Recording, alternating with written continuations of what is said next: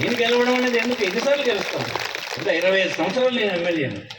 అందుకే నేను ఇప్పుడే చెప్పారు కదా, సరే నేను రెస్ట్ తీసుకుంటాను, ఇంకా ఈసారికి ఆగిపోతాను, ఎవరికో పెడదాములే, పెట్టి సాయం చేద్దాం, పార్టీ పని చూస్తానంటే ముఖ్యమంత్రి గారు ఒప్పుకోలేదు. నేను చాలా చిన్నప్పుడే వచ్చేసాను రాజకీయాల్లో. 33 సంవత్సరాలకు నేను మంత్రి అయిపోయాను ఏకంగా. ప్రభుత్వం నడిపిన ఇంట్లోనే ఉన్నాను. ఈ విసుగు కదా, మరి అన్నీ వదిలేసి తిరిగాం కదా. అందుకోసమే నేను మానేద్దాంలే ఈసారి అన్నాను.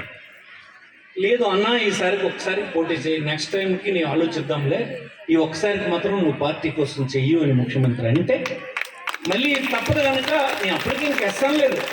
మీ అందరూ ఏమంటే అది చెప్తాను అతనికి. ఇప్పుడు నేను మానేద్దాం అన్నది మీరు బాగుందని అంటే మీరు ఇలాగన్నారని మాట చెప్పి నేను కూడా మానేస్తాను.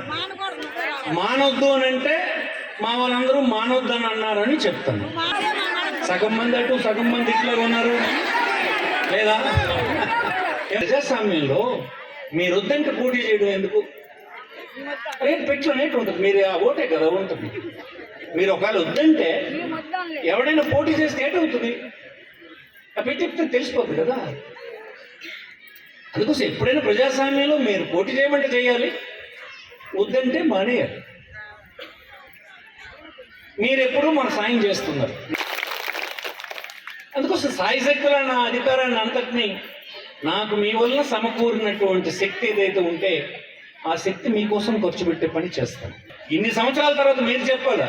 లేదు లేదు నా దగ్గర నువ్వు పుచ్చుకున్నావు డబ్బులు అని ఎవరైనా చెప్తే, మా బంధువులుగా చెప్పాడు పలానా ఊర్లోన, లేదు మా పిల్లడు మద్రాసులో ఉన్నాడు నా దగ్గర డబ్బులు పుచ్చుకున్నాడు ఈ 40 సంవత్సరాల ధర్మాన ప్రసాద్ అని చెప్తే ఎప్పుడు మళ్ళీ మీకు మొహం చూపించడానికి మీకు మనం చేస్తాం. మరి ఏం ప్రజా జీవితంలో ఎందుకంటే ఏం చేస్తాం? మరి చేయదలిసినవన్నీ చేశాము. మీ ప్రయోజనం కోసం ఇప్పుడు చెప్తున్నాం. మేము అందరం చెప్పింది కూడా నేను గెలవకపోతే ఏమైపోతాను కాదు, నష్టపోయేది మీరు అని అంటున్నాం.